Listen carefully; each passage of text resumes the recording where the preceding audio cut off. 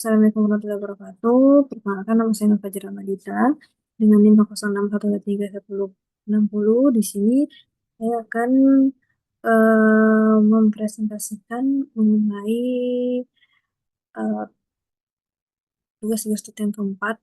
Tentang tugas gestot yang keempat yaitu menganalisis bagaimana curah hujan harian. Itu di sini saya mengambil kota Bitung. Jadi curah hujan harian ini dari tanggal 10 Mei 2023 sampai tanggal 21 September 2024.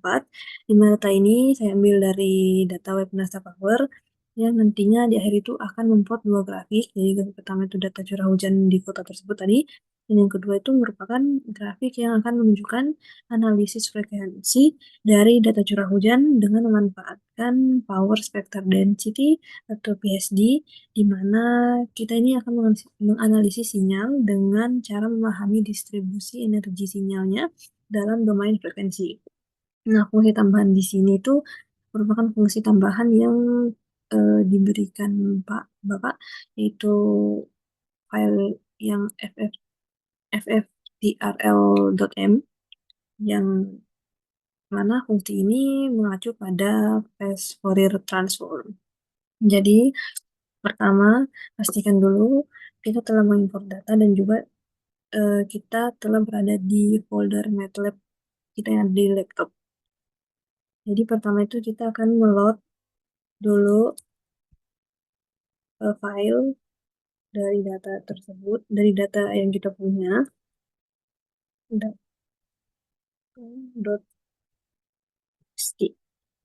Nah, kita akan memanggil kita memanggil data tersebut tadi itu dengan cara load name file seperti ini. Load dari data hitung.txt itu kenapa load di sini, itu karena pertama file saya itu berupa format txt, dan juga karena file saya itu berisi data numerik. Yang lain itu bisa pakai readable, tapi itu kalau file datanya itu CSV ataupun datanya itu di dalamnya itu ada teks gitu. Dan juga data saya bentuk matriks. Kemudian kita akan mendefinisikan waktu dan juga curah hujan, karena data saya itu berisi waktu dan juga curah hujan, di mana kita akan ambil data seperti di matriks. Jadi matriks baris dan kolom. Gitu. Jadi waktu equals nama file itu koma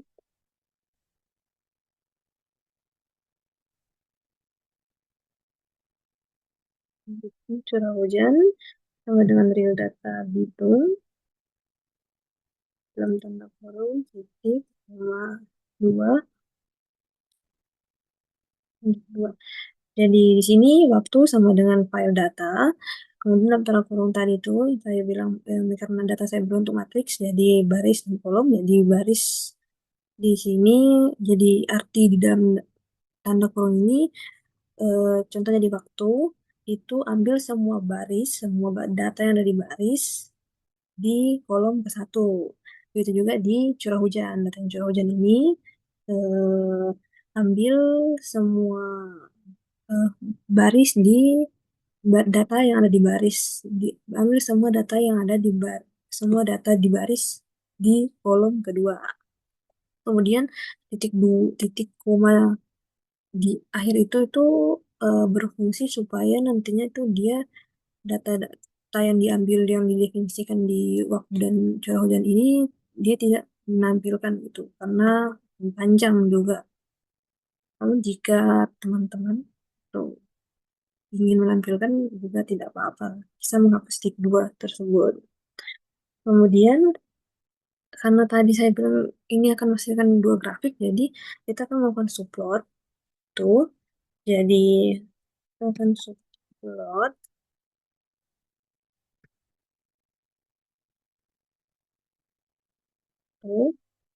Ini ya ini ya ini tuh artinya kita akan membagi area gambar menjadi dua baris dan satu kolom dan grafik ini akan menjadi subplot pertama. Jadi dia 2,1,1 gitu. Kemudian kemudian kita akan memplot isi dari grafik tersebut jadi plot membentuk waktu, jadi data waktu, data curah hujan, kemudian eh, kita mungkin bisa untuk memperindah, mempercantik itu kita pakai warna.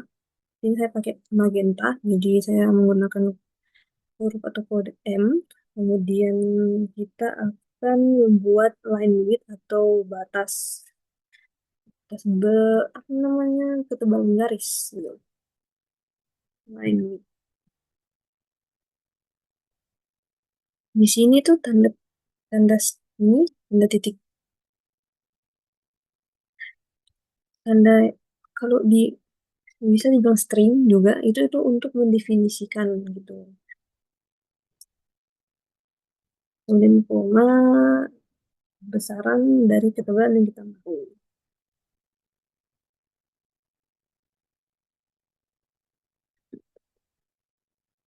Kemudian kita grid on dulu dan juga kita grid minor. Grid on sama grid minor di sini itu artinya kalau grid on itu supaya kita bisa mengaktifkan supaya kita bisa mengaktifkan grid tersebut, sedangkan kalau grid minor atau minor itu akan menampilkan tambahan antara garis grid utama. Jadi gitu. Kemudian kita axis type di sini tuh maksudnya supaya kita bisa mengatur batas sumbu grafik agar sesuai dengan data yang ditampilkan sehingga itu tidak ada lagi yang namanya ruang kosong. Kemudian kita akan melakukan pelabelan untuk grafik pertama ini di semua sumbunya, jadi di sumbu X dan sumbu Y. Jadi sama X label, kita akan mendefinisikannya menjadi hari, kemudian Y label itu merupakan curah hujan.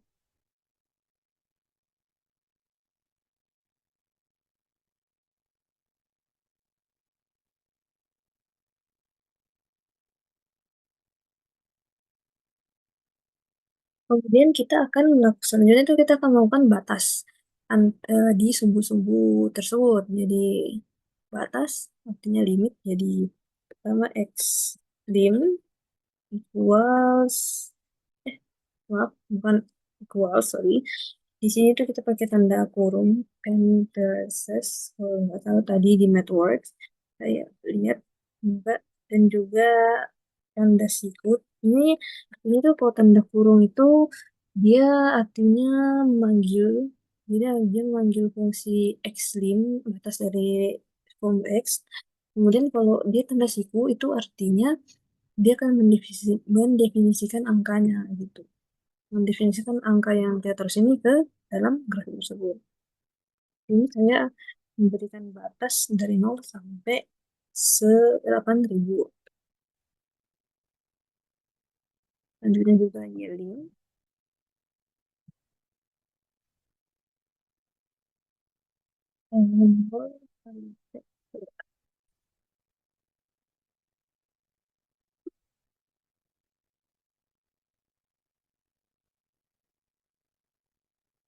Nah, terakhir kita taruh titel dulu.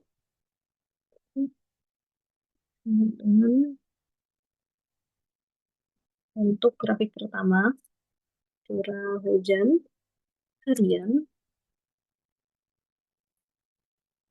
kita hitung pada tanggal 10 ini 2003 sampai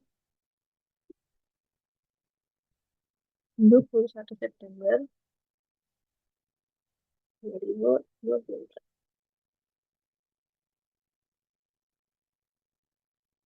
Kemudian yang terakhir tuh untuk grafik pertama kita hold on. Artinya itu supaya dia itu sebagai pengunci supaya nantinya itu biasa kalau kita hold on itu kan ini support. Jadi biasa tuh kalau kita buat untuk grafik selanjutnya tuh dia nanti tumpang tinggi di plot sebelumnya atau ini kan dia akan jadi acak.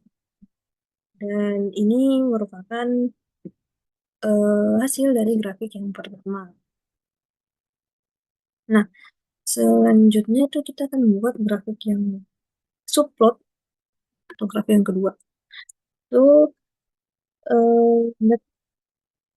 itu di mana isi dari grafik yang kedua ini itu merupakan data curah hujan yang tadi kita lakukan di grafik pertama itu akan dianalisis menggunakan spektral atau spektrum gitu, atau tadi itu yang PSD.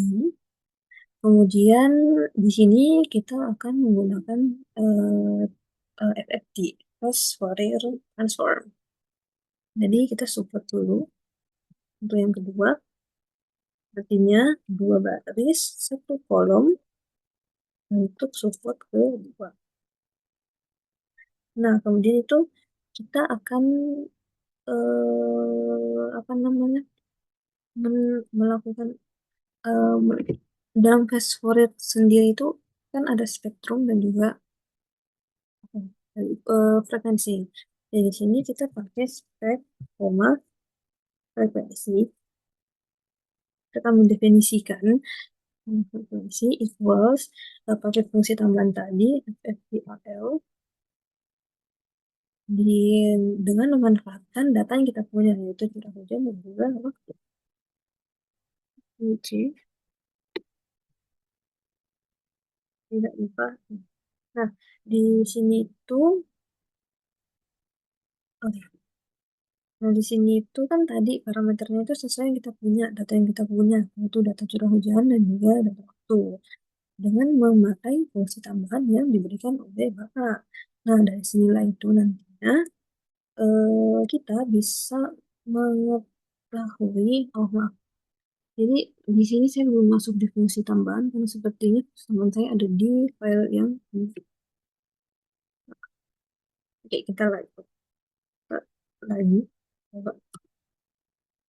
Oke, jadi itulah pentingnya kita harus memang benar-benar mengecek sama folder apakah kita sudah ada berada di folder yang benar.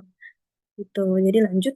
Nah, dari sinilah itu nantinya kita bisa mengetahui frekuensi apa-apa frekuensi siapa saja yang berkontribusi pada pola curah hujan harian, misalnya pada pola musiman, baik itu pengulangan dalam beberapa hari, baik itu ada pengulangan dalam beberapa hari ataupun beberapa minggu atau beberapa bulan. Kita bisa tahu di sini dengan memakai data curah hujan harian.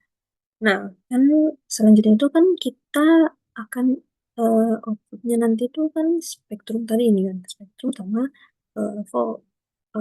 frekuensi. Tapi kan di sini belum ada data spektrum dan juga frekuensi. Jadi kita definisikan dulu itu spektrum atau magnitude eh, yang saya baca dulu, dan juga frekuensi. Sorry. Nah, itu selain itu kenapa juga kita akan mendefinisikan ini karena di fungsi yang ini yang spek koma f itu dia itu nantinya itu hasilnya itu hanya berupa bilangan kompleks yang artinya dia ada bilangan real tapi juga ada bilangan imajiner. Jadi kita ini akan berusaha untuk mendefinisikan masing-masing aspek dan juga frekuensinya itu sehingga kita itu bisa menghitung magnitude atau energi nyata dalam bilangan real dan juga frekuensi tersebut. Di sini kita menggunakan spek equals real, bilangan real, fungsi bilangan real kemudian dikuadratkan,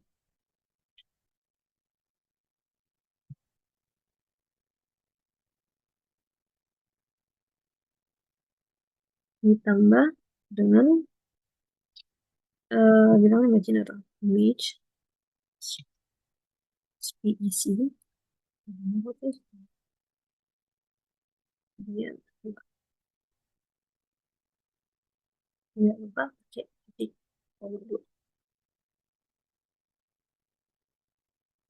Nah, di sini kan, nah dari sini tuh sebenarnya nanti itu data di sini sudah dipastikan bahwa data dari spektrum tersebut dari magnitudo atau energi tadi itu sudah merupakan bilangan yang bisa dihitung atau bilangan yang tidak lagi ada namanya bilangan imajiner.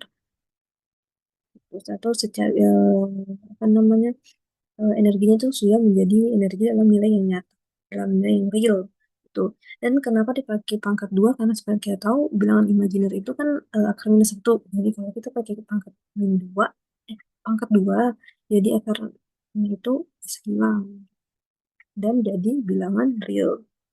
Selanjutnya kita akan mendefinisikan eh, apa tadi frekuensi. Frekuensi. Jadi di sini tuh kita pakai T periode karena data yang kita punya tadi kan curah hujan dan waktu. Dalam seperti yang kita tahu bahwa periode itu equals dengan waktu. Jadi satu kali per dan rumus dari periode atau waktu itu satu per frekuensi.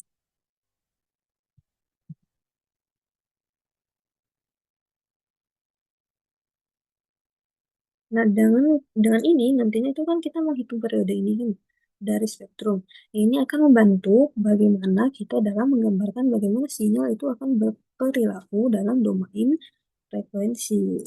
Tidak lupa kita pakai titik 2 lagi.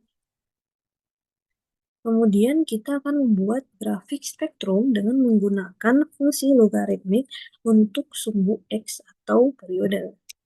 Itu dengan semilog fungsi dari menggunakan fungsi semilog X itu yang terdiri dari periode, spektrum. Kemudian di sini saya menggunakan warna hitam ini. Kemudian saya memakai line width atau biasa itu untuk membuat ketebalan suatu garis gitu. Tadi seperti tadi jelaskan. Di mana tebal yang saya mau di sini itu adalah satu.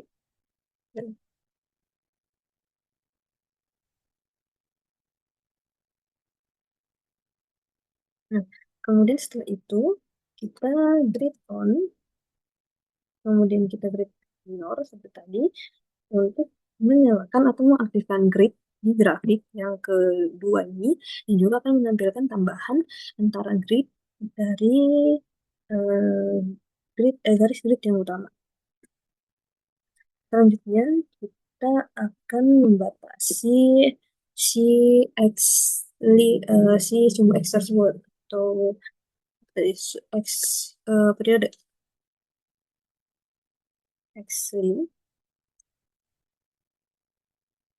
Kita akan memanggil fungsi dari x lim dan juga akan mendefinisikannya. Jadi kita pakai tanda kurung bulat dan juga tanda kurung siku. Ini saya membatasinya itu dari 0 sampai 1000 karena memang data saya itu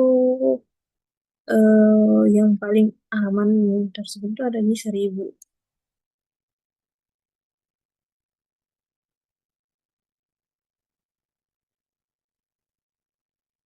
Kemudian kita akan mengatur tampilan pada sumbu X dari grafik itu dengan melakukan fungsi set BCA, BCA.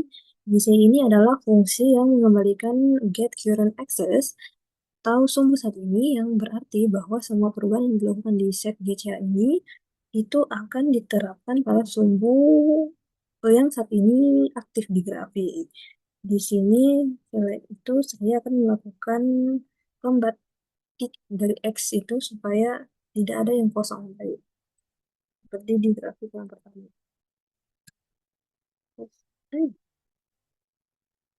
X tick. Kemudian setelah itu saya akan mendefinisikan nilainya itu dari 1 sampai 960 karena data saya pun tadi kan 1000. Jadi saya akan mendefinisikannya dalam kurun waktu dalam kurun waktu 1 sampai 960. Terus 1 spasi 3 ke spasi 4 dan seterusnya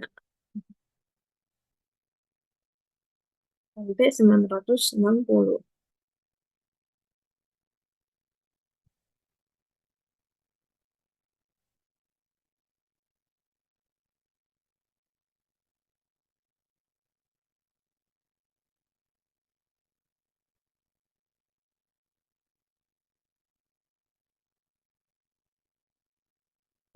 Kita akan melakukan font size atau mengukur ukuran dari font tersebut.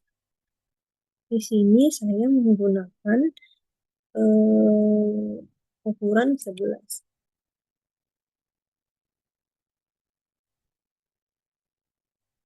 Kemudian kita akan menambahkan legenda untuk mempermudah membaca grafik tersebut. Membaca grafik tersebut. Jadi, sama dengan legend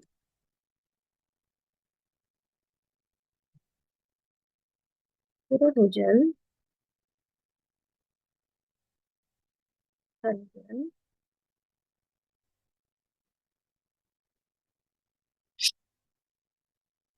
di mana lokasinya, bisa mendefinisikan lokasinya itu di utara,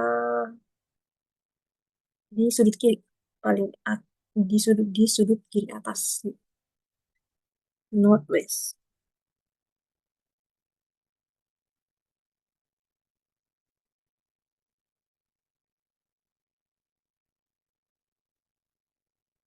Hmm.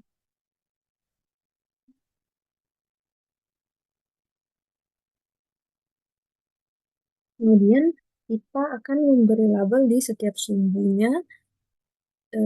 Jadi pertama text label,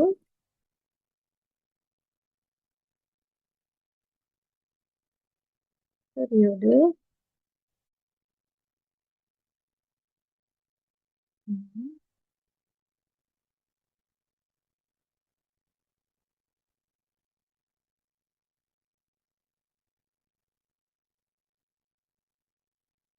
label.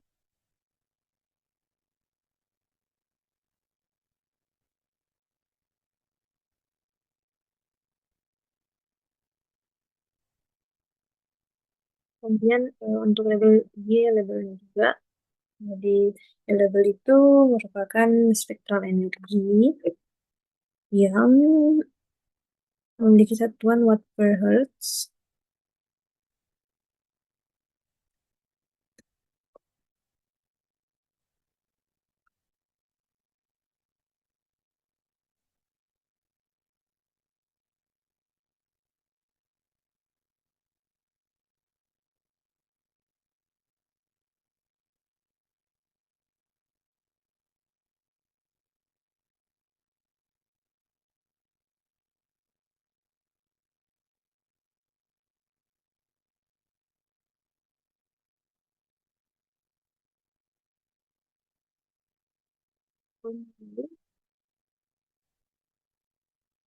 Volt,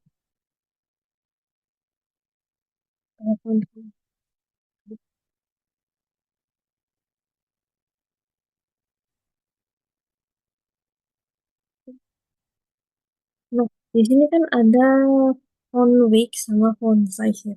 Jadi perbedaannya itu font weight itu untuk ketebalan. Jadi itu teman-teman bisa mendefinisikan sebagai tadi yang ini bold, bisa juga light, dan juga bisa normal. Sedangkan kalau font size itu ukuran dari sebuah font, sebuah teks. Jadi dia itu biasa didefinisikan dengan angka. Itu yang membedakan antara font weight dan juga font size. Nah, yang terakhir itu dia tinggal memberikan judul. Terus, ini saya memberikan judul untuk grafik kedua itu berupa power, spectral, density, daily, daily.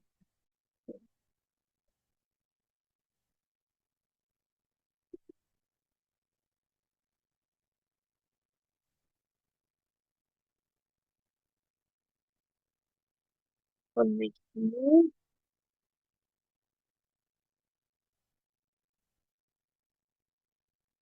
lebih bold. Ini saya pakai bold. Dan font size-nya sama juga 10.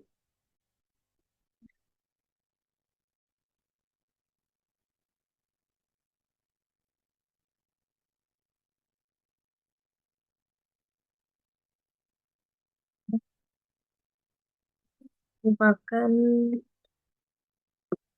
eh, grafik kedua dan juga bagaimana plot yang terjadi di dua grafik tersebut. Tuh, teman-teman di sini bisa mengetahui tentang bagaimana curah hujan yang terjadi di Kota Bitung dan juga bagaimana curah hujan tersebut itu memiliki power spectral density-nya sehingga kita itu bisa mengetahui bagaimana frekuensi hujan tiap hari atau bagaimana periode pengulangannya gitu. Sekian dari saya, terima kasih.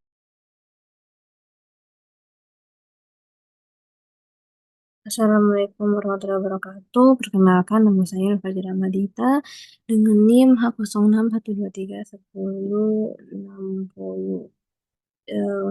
Untuk di kali kesempatan ini saya akan project geostatistika, di mana kali ini kita akan menganalisis bagaimana laju atau intensitas hujan yang jatuh pada suatu daerah di permukaan bumi selama periode waktu yang telah ditentukan. Nah, biasanya dalam satuan ini biasanya kita pakai kilogram per meter kuadrat per second. Berkas untuk proyek kali ini berupa data NC, ya NC dengan isinya itu merupakan convective precipitation rate, jadi disingkat CPRAT, di mana ini biasanya digunakan untuk menganalisis iklim, studi perubahan iklim, dan juga pemodelan cuaca atau hidrologi. Untuk proyek ini, saya akan membandingkan dua daerah. Yang pertama di Indonesia, daerah Bitung, Sulawesi Utara, dan juga daerah yang kedua itu daerah Boston, Amerika Serikat. Jadi, pertama kita panggil atau definisikan dulu data yang kita punya. Di sini saya akan mendefinisikan sebagai ini data sama dengan nama dari data yang kita punya.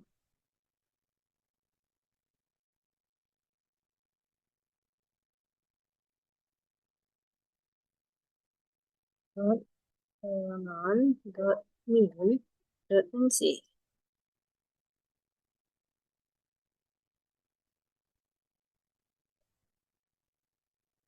Nah, di sini eh, di sini saat ini kita sudah mendefinisikan data inti kita yaitu cprts.sfv.min.nc ini sebagai berkas Simetep yang ditandai dengan berkas ini data gitu. Nah, di sini kan tadi dibilang CPRAT itu convective precipitation rate atau curah hujan, tingkat curah hujan secara konvektif. Kemudian SFC itu merupakan surface eh, atau permukaan. Kemudian MAN itu bulan. Kemudian min itu rata-rata dan NC itu nama dari jenis data yang kita punya itu NC. Gitu. Nah, selanjutnya kita akan menampilkan data NC yang kita punya. Jadi kita akan menggunakan NCDIS, NCDisplay gitu. Kemudian dalam kurung nama file kita yang telah kita definisikan tadi di data.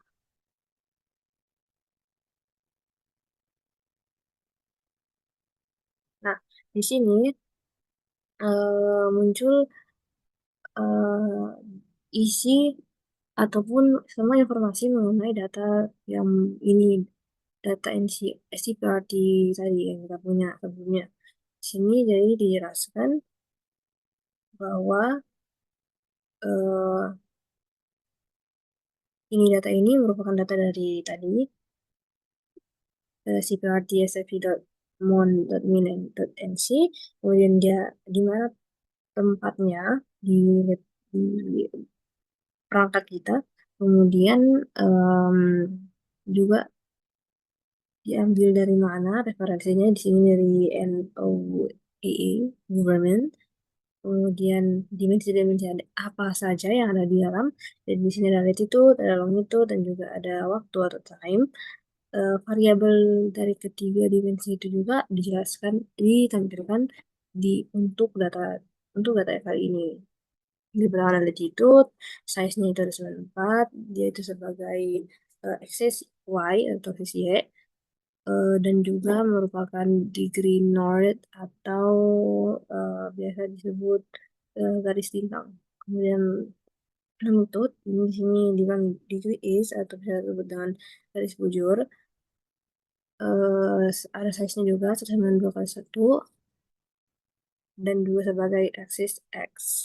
Time juga begitu, ada size-nya, eh, ada tipe datanya, dan juga ada ya semuanya, ada aksesnya sebagai T, dan ada juga CPRIT dengan data size-nya itu merupakan data dari, kalau dilihat dari size-nya itu dia tuh data dari latitude, longitude sama time gitu.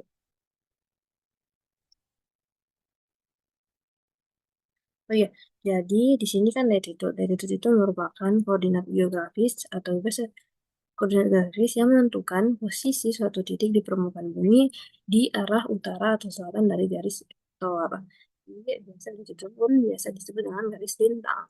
Sedangkan longitude merupakan garis bujur uh, yang menentukan posisi suatu titik di permukaan bumi di arah timur atau barat dari garis meridian utama atau prime meridian yang terletak di Greenwich Village sebagai titik nol. Atau mungkin kalau di waktu itu tersebut GMT. Itu zona waktu. Nah, tadi kan masih longitude, latitude sama severity sama time juga. Maka sini kita akan mengidentifikasinya menjadi lintang, bujur, waktu sama curah hujan. Jadi kita akan mengidentifikasi satu-satu, pertama lintang sama dengan equals and series ini data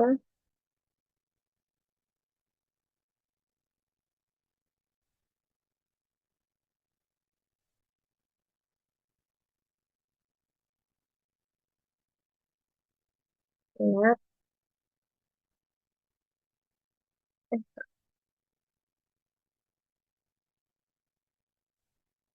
Nah, tidak lupa kita pakai titik 2 koma di belakang supaya karena ini merupakan data yang banyak, sekali saya itu memang banyak nih contohnya. Jadi kita bakal pakai titik 2 di belakang supaya dia itu tidak ditampilkan. Tuh, tapi jika teman-teman eh, ini menampilkannya eh, apa juga sih. Oke, jadi lanjut, bujur itu sebagai longitude, di bujur equals n series, dan ini data. Oh,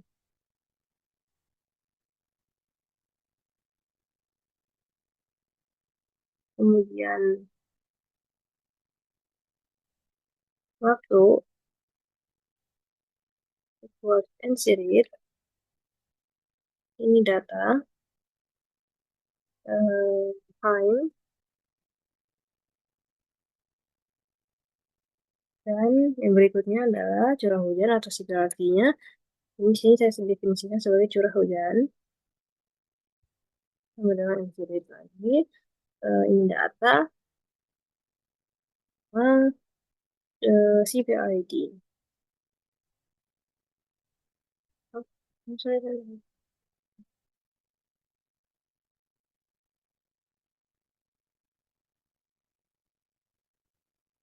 Oh, saya salah. Typo. Di curah hujan sama dengan ensirit.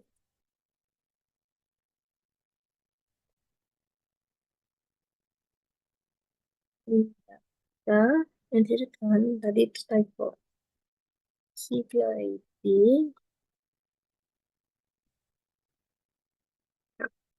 Nah, kemudian kan tadi CPRT itu apa ya?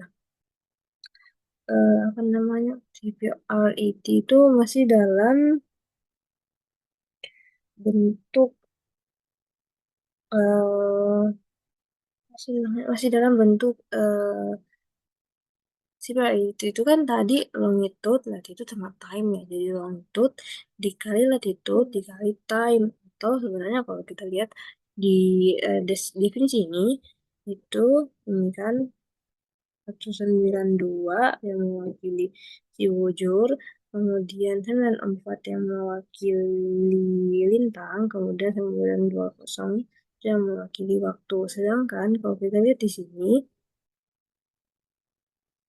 urutannya itu eh, urutannya itu masih latitude, longitude, dan time gitu. Sehingga kita perlu eh, mengubahnya itu eh,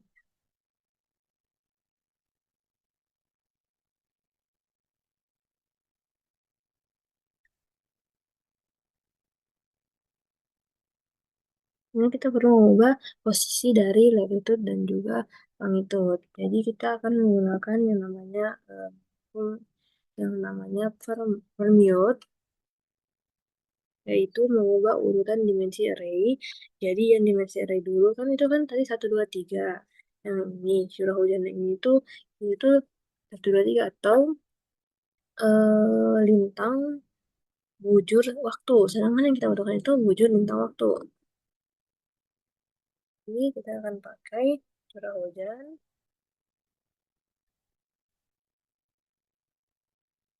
dengan period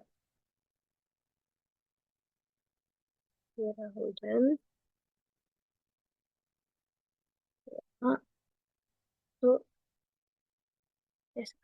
dua, satu, tiga. Oh yang sama. Ya ini, sorry.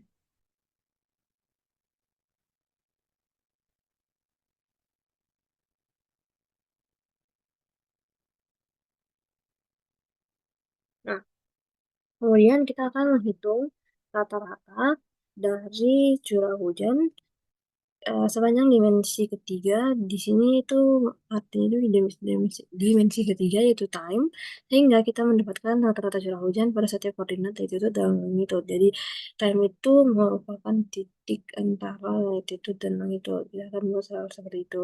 Nanti hasilnya min curah hujan atau rata-rata curah hujan ini merupakan matriks dua dimensi dengan dimensi latitude dan latitude, longitude yang memuat rata-rata curah hujan pada setiap lokasi geografis di bumi.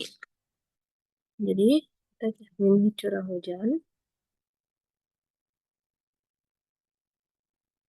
equals min curah hujan yang tiga atau dimensi waktu time. Nah, karena kita kan tadi sebenarnya itu kita kan tadi membandingkan ya tujuan dari proyek ini adalah kita nanti akan membandingkan dua daerah, dua wilayah. Jadi ya mau hasil dari plotnya nanti itu merupakan hasil dua gambar sehingga ya kita butuh yang namanya subplot. Jadi saya akan subplot dulu untuk gambar pertama, subplot 2,1,1 atau subplot eh, menjadi dua baris satu kolom untuk gambar yang baru.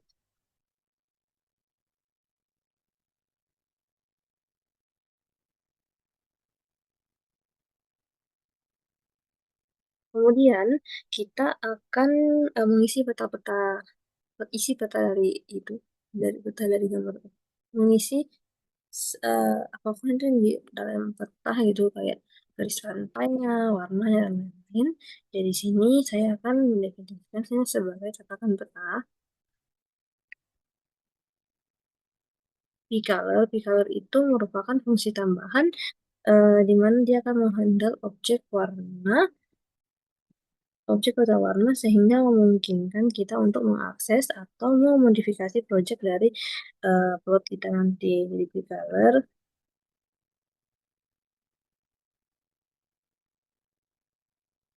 Nah, P-color sendiri itu dia itu bisa disebut dengan pseudo color plot itu ya tadi dia fungsi tambahan di mana nanti itu dia merupakan definisi dari data curah hujan rata-rata yang disimpan di min curah hujan menggunakan longitude atau bujur dan juga latitude atau lintang sebagai sumbu horizontal dan sumbu vertikalnya. Jadi tadi kan sebagai sudut sebagai uh, sumbu horizontalnya dan juga vertikalnya jadi bujur, lintang, koma, tadi disimpan dalam data curah hujan, jadi min curah hujan.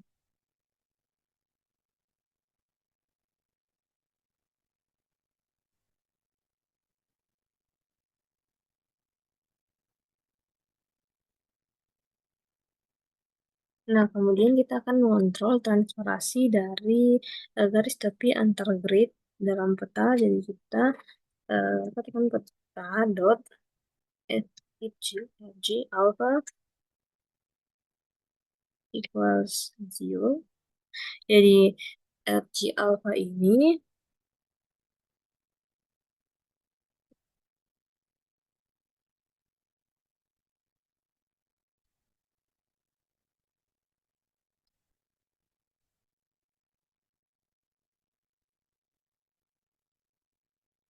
tadi sorry ini typo. Ini itu kan xj itu ij. Apa sama dengan nol. Nah, jadi H alpha ini yang sama dengan nol ini merupakan semua garis di tepi pantai itu yang nanti kita buat dalam bentuk transparan. Tuh. Hingga nanti pada tersebut akan terlihat lebih halus dan juga ada tanpa adanya garis pemisah antar gridnya. Gitu.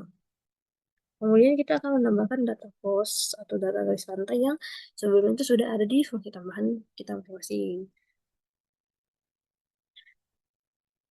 Di not post. Kemudian kita hold on supaya nantinya itu data tersebut unsur-unsur yang dalam data tersebut tidak saling tinggi lagi setelah kita menekan menaruh hold on di sini. Kemudian selanjutnya kita akan plot garis pantai di plot dengan longitude, latitude, dan di sini saya akan pakai warna K. Kemudian apa ya? Kemudian ya kita akan menggambar 360 derajat di longitudinal. Yang mana tadi kan ini script ini itu dia kan menggambarkan garis pantai di lokasi asli yang diberikan oleh koordinat latitude dan longitude. Jadi di sini ya kita tambahkan longitudinal itu dengan 360 karena pertama itu longitudinal itu dia dari 0 sampai 360. Kemudian dia itu merupakan sumbu yang melingkar. Jadi ya dia itu sehingga nantinya itu ketika kita menggeser nilai dari longitude itu nanti kita tidak akan mempengaruhi data di latitude. Jadi tetap latitude itu akan tetap sama karena rentang nilainya sudah sesuai dan mewakili lokasi utara ke selatan. Jadi kita plot lagi. Jadi long plus 360 lat.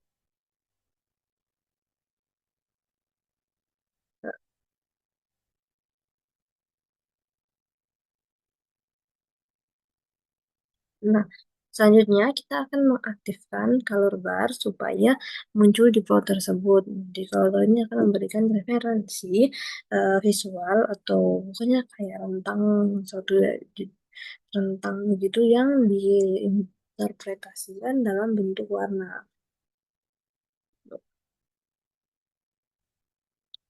Jadi color bar.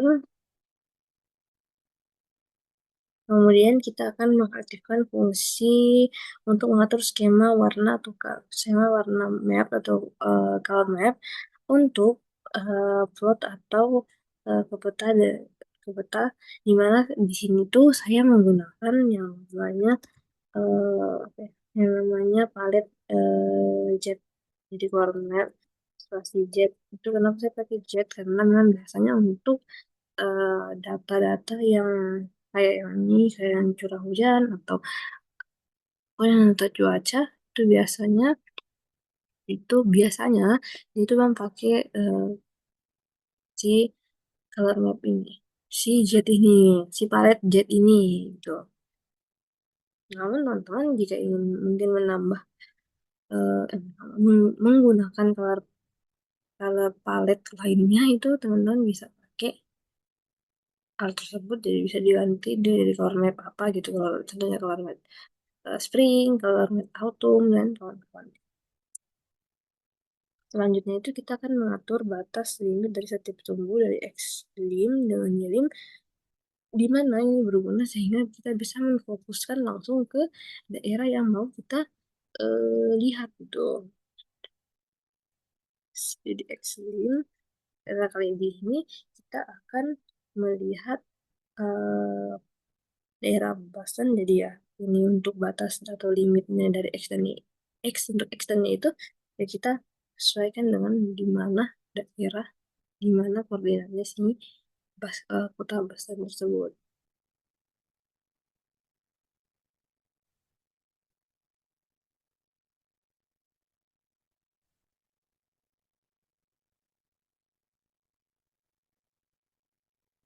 Ini dan ini bukan X ini ya sorry.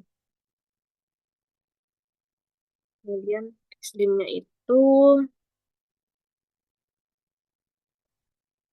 260 sampai 320. Hmm. Kemudian kita akan mengatur tentang nilai untuk color map tadi pada peta atau grafik yang mana nantinya itu kan bisa berfungsi untuk kita untuk memvisualisasikan map dan juga dalam color barnya atau dalam legendanya gitu. Di sini kita pakai yang namanya C-axis. Jadi C-axis 0,0 di sini saya pakai 8 kali 10 pangkat 5 itu 0,00 jadi 1, 2, 1, 2, 3, 4, 5 kan kali 10 pangkat kali 10 pangkat min 5. Ya di sini alasan saya menggunakan 8 kali 10 pangkat 5 karena sebelumnya itu saya pernah coba ya pakai lebih yang lebih kecil itu dia pakai 10 pangkat 4, 10 pangkat min 3, min 2 itu tidak terlihat perbedaan warna di beberapa daerah sehingga tuh ya saya menambahkan itu untuk untuk rentang lainnya itu supaya bisa terlihat lebih jelas. Oleh karena itu di sini di, dapat dipelajari bahwa sebuah warna itu kan maksudnya kayak warna merah itu yang paling ekstrim gitu atau apa. Karena semua itu tergantung dari apa ya dari rentang yang kita gunakan kita pakai. Kemudian untuk menghaluskan tampilan grafik dengan interpolasi warna antar grid, kita akan menggunakan namanya shading interpolation atau di sini kita akan pakai namanya shading inter. Ini gunanya nanti kita akan terlihat lebih halus dan juga akan menghilangkan garis-garis di antara grid.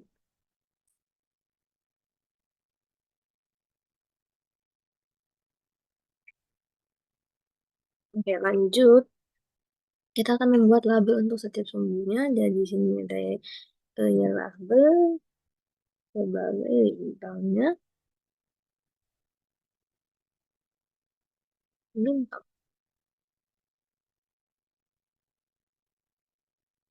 dan X level sebagai bujur. Kemudian terakhir kita akan pakai judul. Jadi di sini kita ini kita curah hujan wilayah Boston dan sekitarnya. Itu ya. Dan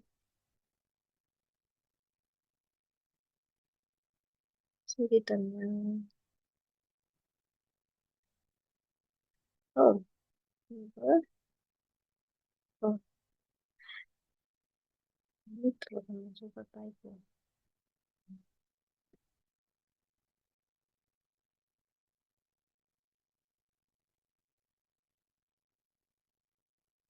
Nah, kemudian karena kita sudah mendapatkan subplot pertama untuk daerah Basan, kali ini kita akan membuat untuk subplot kedua untuk daerah Sulawesi Utara atau Bitung tepatnya. Jadi kita akan subplot lagi subplot 2,1,2.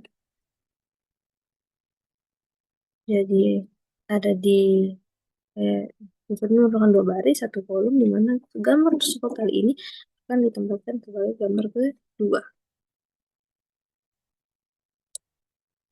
Kemudian kita akan mengisi pertanyaan yang kayak tadi juga, ada yang pakai edit color, ada pakai load cost, ada yang pakai apa ya, ada pakai color juga, plot juga, color bar, color map, pokoknya sama aja. Jadi katakan kita lagi dengan color, pseudo color untuk bujur bintang juga disesuaikan dengan curah hujan.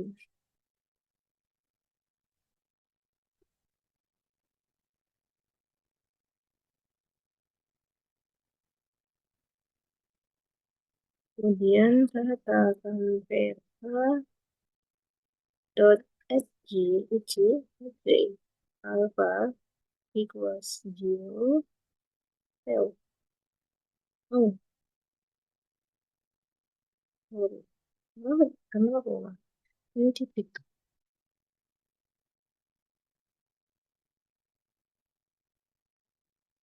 Kemudian kita load cost. Kemudian kita hold on. Untuk setiap teman ini. Kemudian kita akan plot lagi longitudinalnya dan tambahan 360 derajat. 360. Eh, jadi pertama itu kita plot dulu tadi garis pantai.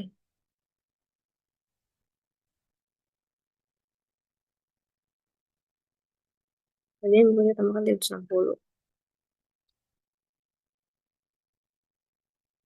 Ini ya. Kemudian kita ke color barnya. Color bar.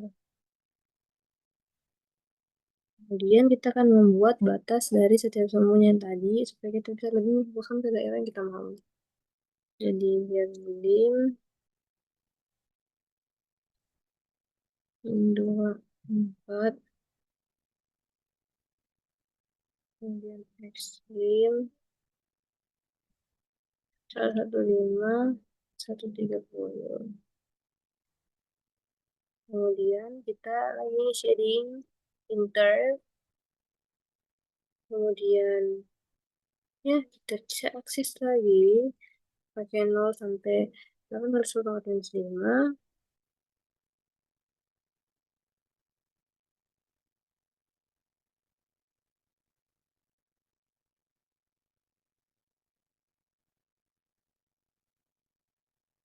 Volume of level. Oh, kemudian dia level lagi sebagai lintangnya.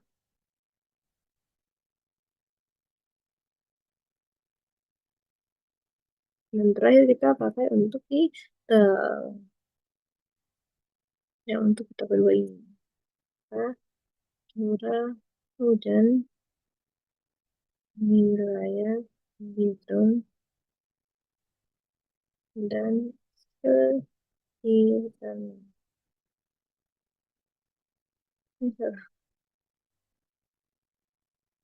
Nah, jadi yang tertampil itu seperti ini.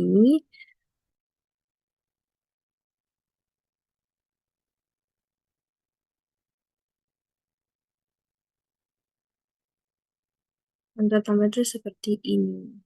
Baik, sekian dari saya.